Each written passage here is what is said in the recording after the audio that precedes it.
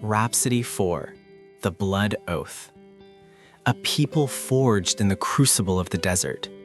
The pact was made, the law had been given, carved in stone by the finger of the Most High, the sanctuary, a living image of the celestial throne, erected in the midst of the camp. Yet, though the structure of the kingdom stood among them, the heart of the people had not yet been transformed. From Sinai to Kadesh, Israel embarked on the march towards the Promised Land. The cloud guided them by day, the fire watched over them by night, and the voice of the Most High resonated with power. But the soul of the people still dragged the invisible chains of Egypt. Murmurings, complaints, and defiance rose like persistent echoes of the past, staining every step with unbelief. When the border of Canaan was in sight, the promise was put to the test. 12 spies were sent to reconnoiter the land. They saw the abundant fruits, the fertile fields, and also the giants. 10 returned dominated by fear, sowing despair in hearts.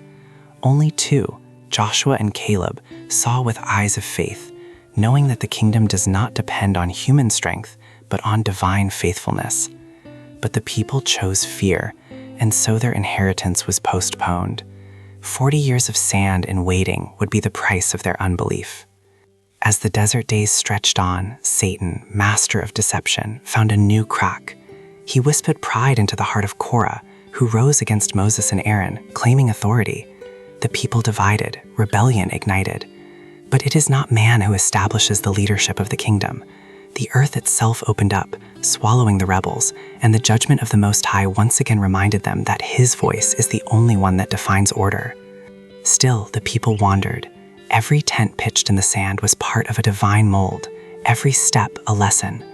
It was necessary for an entire generation to die so that another could inherit. But even among the great, pressure could break. In a moment of thirst and tension, Moses, weary from the people's obstinacy, disobeyed the Most High. He struck the rock instead of speaking to it. Water flowed, but the glory was obscured. For that act, Moses would not enter the Promised Land, because in the kingdom, obedience is measured not only by results, but by the reflection of divine character. The path skirted Edom, lengthened by the pride of neighboring nations, but the column did not stop. In Bashan, the conquest began. Kings like Sihon and Og, emblems of oppressive powers, were vanquished by the arm of the Most High. The shadows that dominated the heights fell one after another, and the kingdom advanced. However, not all enemies branded swords.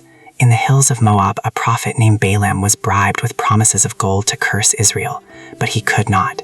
Every word he tried to raise against the people turned into a blessing, because no curse prospers over what God has blessed.